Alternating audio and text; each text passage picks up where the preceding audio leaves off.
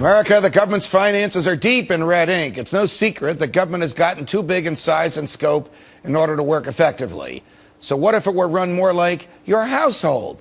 My next guest says not only is that possible, but government would run a lot better if it was run the way you run your house. Economist Robert Murphy of the Mises Institute joins us now. Robert, it's a pleasure. As always, welcome back to Freedom Watch.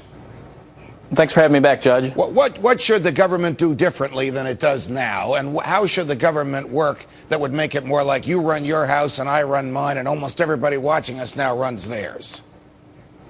Well, look, what have the American people done? Everybody said the problem with the housing bubble years was people were living beyond their means. So what did the American public do? They increased their savings rate, right? You can see that in the statistics. It jumped way up. They started paying down their debt. That's exactly what you're supposed to do.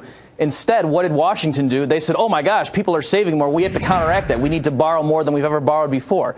So, I mean, that's one thing right there. Another issue is if you're deep in debt and you don't want to go deeper into debt, what can you do? You can slash your spending and you can sell off assets. And this whole discussion about the debt ceiling, very few people are saying, look, the federal government has literally over $1 trillion in liquid assets they could start selling to get us through this crunch. For example, the federal government has over $400 billion in student loans. So when Treasury Secretary Geithner says, oh, we don't have the money, we need to borrow more, we're going to default, he's just making that up. They have plenty of assets they could liquidate. Well, why is it that you think the government would not liquidate its assets? I mean, with the exception of a couple of years during the Civil War, we didn't have an income tax in this country until 1915, 16, 17, in that era. And it wasn't for another 20 or 30 years that it was a meaningful income tax, meaning it took a lot of money from people. So for the first 150 years of the government's existence, it operated on revenues for services that it provided to people and to the states and on the sale of federal property. What is it about federal property, whether it's real estate or whether it's an obligation that somebody owes the federal government, that the feds just don't want to give it up? Well, you know, it's funny. It's almost comical to read it. There was a Wall Street Journal article recently talking about the debt ceiling, and it was listing bullet points, you know, to explain myths and misconceptions. And one of the points was saying, why don't they just sell off assets? And it listed not only the student loans, but the government claims it has millions of ounces of gold, for like $400 billion worth. So the article said, why don't they just sell that?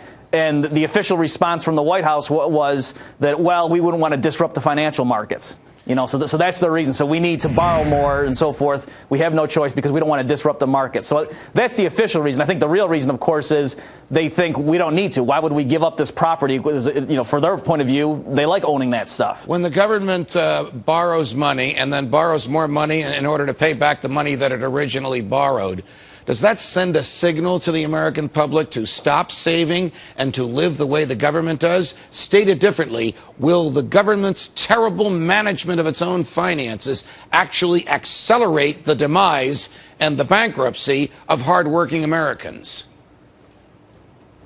Well, I think it does, and you're right, it does have this corroding influence. I mean, just remember back when the TARP package first went through, I mean, late-night comedians, everybody was making jokes about, hey, when do I get my bailout, you know, and then even on the talk radio and so forth, the commercials for refinancing your mortgage and stuff, everyone was saying, get your own bailout. And I think it's not healthy for the economy when it becomes a public joke that if you get in trouble and get over your head, you just get bailed out by the taxpayer. That's not a healthy thing. So you're right. I mean, people...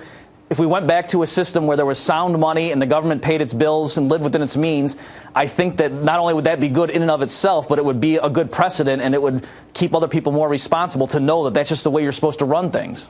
Robert Murphy, thanks for joining us. Thanks for having me. Back with the plain truth.